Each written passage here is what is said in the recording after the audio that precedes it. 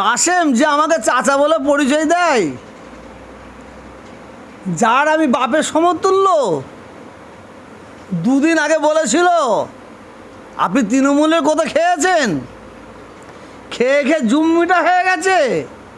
ওই কাসেমের কথা বলছেন? ওই কাসেমকে তৃণমূলে কত দুর্দিন, একটা চাণক্য মুখ্যমন্ত্রী ভারতবর্ষের, তৃণমূলের এত দুর্দিন এসে গেল যে কাসেমের মতন লোককে প্রার্থী করতে হচ্ছে। যে কাসেম দাঁড় করিয়ে হাওড়া জেলায় আনিস খায়ের হাতে ববি হাকিমকে বেইজ্জতি করলো, ববি হাকিমকে বেইজ্জতি করলো। যে কাসেম আমাকে বলেছিল তৃণমূলে খেয়ে খেয়ে জিভ বড় হয়ে গেছে, চোর চোর চোর চোর বলেছিল না, তৃণমূলের যত আছে সব চোর, চোরের হাতে যে নাম লিখিয়েছে। হ্যাঁ, যারা তৃণমূল করবে তাদের জানাজার নামাজ পড়া যাবে না, তাদের নবান্নে ছুঁড়ে ফেলে দিয়ে আসতে হবে। সেই কাসেমের কথা বলছেন তো? হ্যাঁ, আর সেই কাসেমকে আমডাঙ্গার মানুষ মেনে নেবে? আমডাঙ্গার মানুষ ছাগল নাকি? ওসব অমানুষগুলো বসে আছে নাকি? অমানুষগুলো বসে আছে?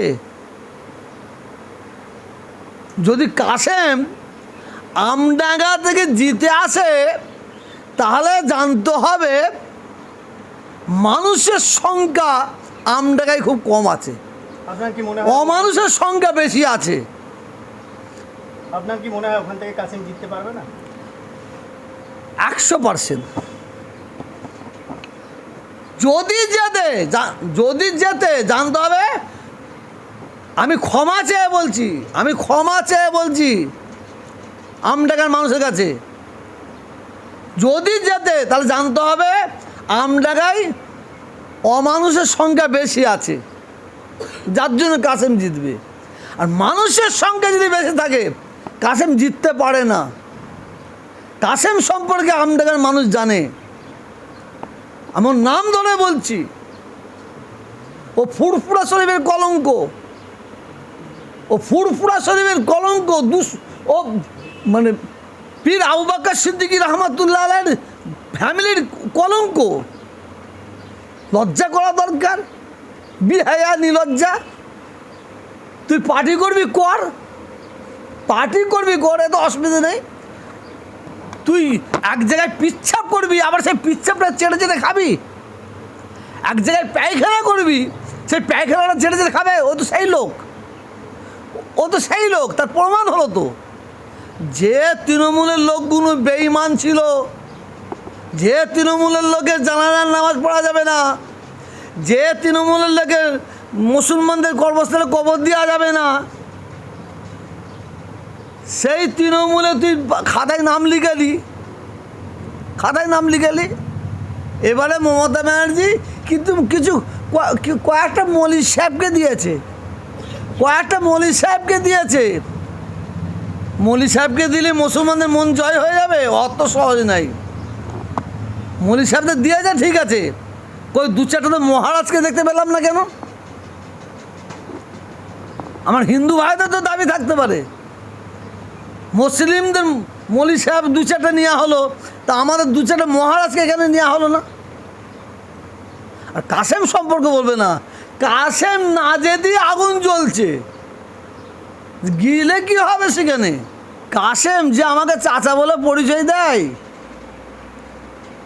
যার আমি বাপের সমতুল্য, দুদিন আগে বলেছিল আপনি তৃণমূলের কথা খেয়েছেন, খেয়ে খেয়ে জুম্মিটা হয়ে গেছে।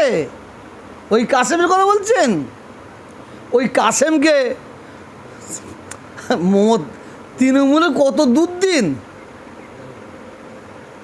একটা চাণক্য মুখ্যমন্ত্রী ভারতবর্ষের, তৃণমূলের এত দুর্দিন এসে গেল যে কাসেমের মতন লোককে প্রার্থী করতে হচ্ছে। যে কাসেম দাঁড় করিয়ে হাওড়া জেলায় আনিস খায়ের হাতে ববি হাকিমকে বেইজ্জতি করলো,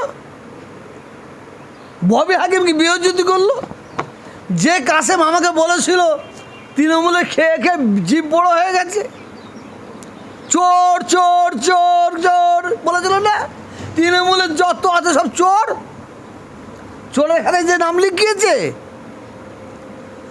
হ্যাঁ, যারা তৃণমূল করবে তাদের জানাজার নামাজ পড়া যাবে না, তাদের নবান্নে ছুঁড়ে ফেলে দিয়ে আসতে হবে। সেই কাসেমের কথা বলছেন তো, হ্যাঁ? আর সেই কাসেমকে আমডাঙ্গার মানুষ মেনে নেবে? আমডাঙ্গার মানুষ ছাগল নাকি? ওসব অমানুষগুলো বসে আছে নাকি? অমানুষগুলো বসে আছে।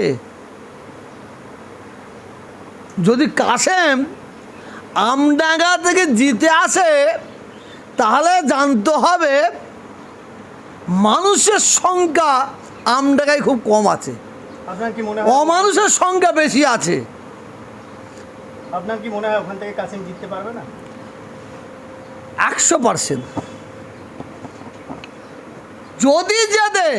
যদি যেতে জানতে হবে, আমি ক্ষমা চেয়ে বলছি, আমি ক্ষমা চেয়ে বলছি আমডাঙ্গার মানুষের কাছে, যদি যেতে তাহলে জানতে হবে আমডাঙ্গায় অমানুষের সংখ্যা বেশি আছে, যার জন্য কাসেম জিতবে।